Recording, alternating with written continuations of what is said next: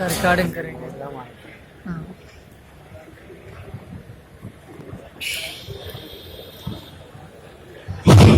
వేదికను అలంకరించిన మన లీడర్లకు అలాగే ఇక్కడికి ఇచ్చేసిన నా తోటి కార్మికులకు అందరికీ ధన్యవాదాలు తెలియజేస్తున్నాను.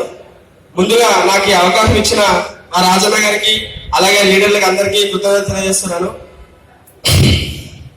చెప్పేది ఏముంటది, మొన్ననే ఆల్రెడీ చెప్పుకున్నాము. ఇంకా చెప్పాలంటే ఇంకేముంటదిగా,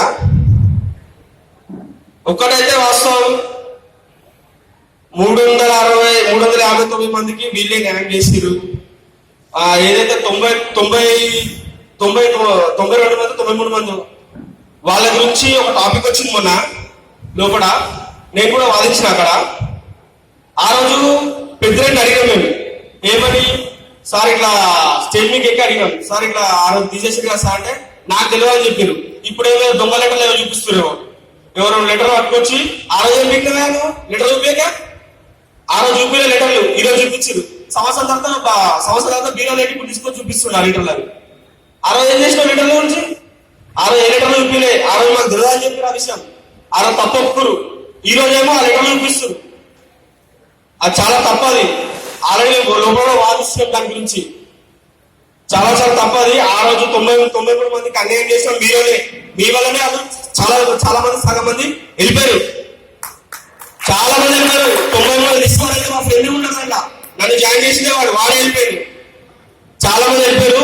ఒకటే మాట చెప్తా, భగవద్గీత వచ్చి పెడతా, నీకు దమ్ముంటే ధైర్యం ఉంటే దాన్ని పెట్టా చెప్పు, దాని మీద లేదని చెప్పి దాని విషయంలో వాళ్ళు ఏమి చేయలేరు. చేసినంత వీళ్ళు చేసిందని చెప్పుకుంటుంది. ఇప్పుడు వాళ్ళు ఏం చేయలేరు అసలు ఆ విషయంలో. దమ్ముంటే ధైర్యం ఉంటే భగవద్గీత పెట్టే చెప్పది. ఉందా దమ్ము? ఆ దమ్ము లేదా నాకు. మేము పెట్టిన రోజు మీటింగ్ పెట్టుకోవడము, ఇంకో రోజు పెట్టుకోండి మీటింగ్, రేపు పెట్టుకోండి మీటింగ్. ఏదైనా కానీ మనకి న్యాయం చేసిన వీళ్ళు కొట్టాలి. మనము ఏదో ఈరోజు ఇంకో మాటలు చెప్పి అది చెప్పి చెప్తే మీరు వినొద్దు. విన్నారంటే మీరే దేవుని దయ వల్ల మీరు వచ్చింది కాబట్టి మనకి 6,000 7,000 జీతం పెరిగింది, డ్రెస్ వచ్చింది, అన్ని వచ్చినాయి. ఇంకోసారి పెద్దగా గెలిపించిన అనుకో, పోయినసారి 1,000 జీతం పోయింది, ఈసారి 2,000 జీతం పోతుంది. అర్థమైనా? పోయినసారి 1,000 జీతం పోయింది, ఈసారి 2,000 జీతం పోతుంది. అప్పుడు ఏమో చెప్పారు, మీరు పంచు కొట్టండి, ఇన్ పంచు అవుట్ పంచు, జీతం ఇప్పించే బాధ్యత నాది అని చెప్పాడు. ఏదైనా జీతం 7,000 జీతం, నువ్వు 500 పెంచిపించు, 10,000 దగ్గర పెట్టావు. కథ మాట 500 పెంచిపించు, 10,000 దిగింది. ఆ 500 వాళ్ళు ముందే వేస్తుండే, మాకు ఆల్రెడీ చెప్పినా కూడా మేము వినలే. మాకు ఎందుకంటే అరే వాళ్ళు చెప్పారు కదా, అరే వీళ్ళు చెప్పారు కదా, వాళ్ళు చెప్తుంటే మంచిగా మేము అనుకున్నాం. అవి ఉన్న 10,000 బయట 2 రూపాయలు ఇచ్చుకున్నా కూడా జీవితాంతం ఎంత వస్తాయి? ఎంత వస్తాయి? 10,000 వేరే కదా. నీకు దమ్ముంటే 10,000, ఆ 10,000 ఇప్పిస్తా అని చెప్పి 10,000 ఇప్పించి ఎలక్షన్ కాదు వస్తావా? ఆ దమ్ము లేదు నీకు. వేసిన దాని మీద చూపి ఎవిడెన్స్ ఏముంది? ఏమైనా ఎవిడెన్స్? ఏ ఎవిడెన్స్ లేదు. అన్ని కళ్ళబొల్లి మాటలు చెప్పి మనకు మసిగుండి మామిడికాయ వేస్తారు. మరి అర్థమైందా? ఆ మాటలు అనుకో, నెక్స్ట్ టైం 2,000 జీతం పోవడం పక్క ఖాయం. ఇది అది చూసుకొని ఒకటేంటి మిత్రులు ఒకటే చెప్తున్నా, ఇంకో వారం లోపట్టే ఎలక్షన్స్ రాబోతున్నాయి. కరెక్ట్ గా ఆలోచించండి. మనకి ఎవరు మంచి చేసిరు, ఎవరేం చేసిరో ఆలోచించండి కొంచెం. మనకైతే 350 మంది కానీ ఏ ఒక్క రూపాయి కూడా ఇప్పలే మనకి. అర్థమైందా? మనం స్ట్రైక్ చేసాం కాబట్టి 5,000 అట్లా స్ట్రైక్ చేయించారు. ఇదేంటి మా ఫ్రెండ్స్ 12 మంది పోయారు. ఆ 12 మంది ఒక మంది సీనియర్ తిరుగుతుంది. ఇప్పుడు ఆయన మళ్ళీ జాయిన్ 12 మందిగా వాళ్ళ జీతం ఇప్పుడు 25,000 ఉంటుండే, మళ్ళీ 15,000 వచ్చి జాయిన్. ఆ రోజు ఫోన్ చేస్తే ఆల్రెడీ సైన్ పెట్టేసి మా ఏం చేయలేదు నా మాట అయిపోయింది.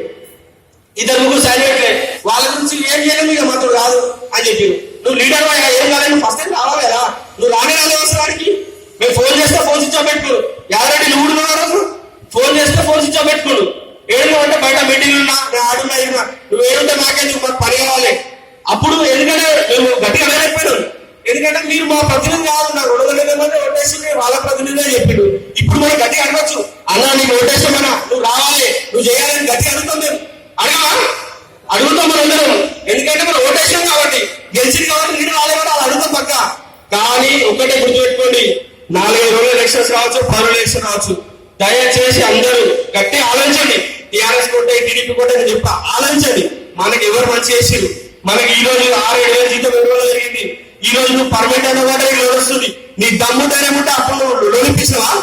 ఆ రోజు ₹1,00,000 ఇచ్చిన ఆంధ్ర బ్యాంక్ ఆ రోజు ఎప్పుడైతే ఎవరికి వచ్చిందా? ఎప్పుడు చేయదు. ఆ రోజు పర్మనెంట్ అయితేనే ఇచ్చిరు. ఇప్పుడు లోన్కి ఇచ్చిన ఎస్బీఐ లోను. ఇప్పుడు పర్మనెంట్ అయితే లోన్ వచ్చింది. అది నేను డైరెక్ట్ అయితే ఎస్బీఐ ఇస్తాడా? 25,000 జీతం ఉండాలి, నీకు అవి ఉండాలి, నీకు ఇవి ఉండాలని చెప్తారు. డైరెక్ట్ అడిగారు.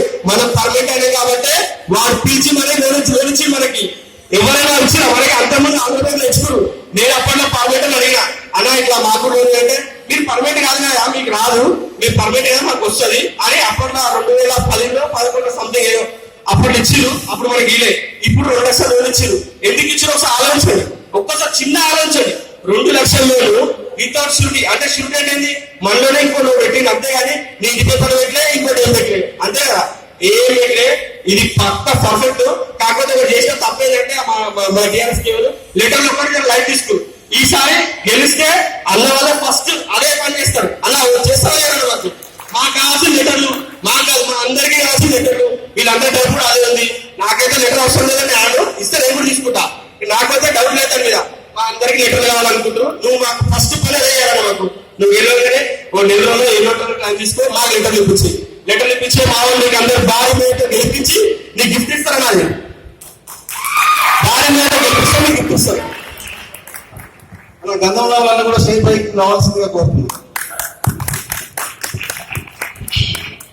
ఆలోచన మిత్రులు మీరు అందరూ కొంచెం ఇప్పుడు 4-5 ఏళ్ళు ఉంది కాబట్టి మబ్బు పెడతాడు, వచ్చి షేకాన్ని ఇస్తారు, అది చేస్తారు, ఇది చేస్తారు. వచ్చిన దగ్గరికి 4 సార్లు, పోయిన దగ్గరికి 10 సార్లు పోతూ ఉంటారు.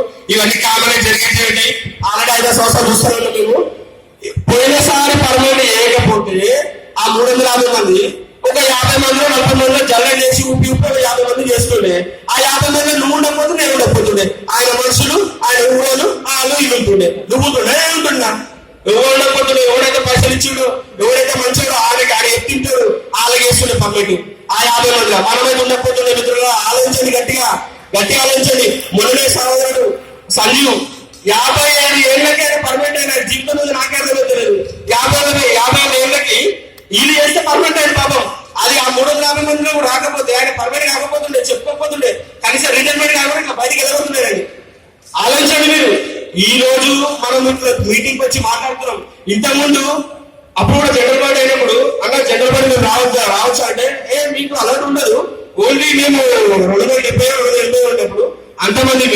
అందులో అది మండే మన మామూలుగా మనం పోయినసారి అయితే మనం వర్కింగ్ డేస్ లో పెట్టుకున్న మీటింగ్లు లీగల్ గా, వాళ్ళు ఇల్లీగల్ గా మండే రోజు అది కూడా బయట గుడి బయట ఎక్కడెక్కడ పెట్టుకుంటుండే. ఇప్పుడు మనకి పూర్తి అధికారాలు వచ్చినాయి. ఒక్కసారి కొంచెం మైండ్ పెట్టి ఆలోచించండి. ఏం జరుగుతుంది? వాళ్ళేం చెప్తారు, వీళ్ళేం చెప్తారు. వీళ్ళు చేసి చూపిస్తారు, వాళ్ళు చెప్పి చూపిస్తారు. చెప్పిన వరకే ఉంటుంది. మీది చేయరు మీరు. ఆ సంగతి అందరూ తెలుసు.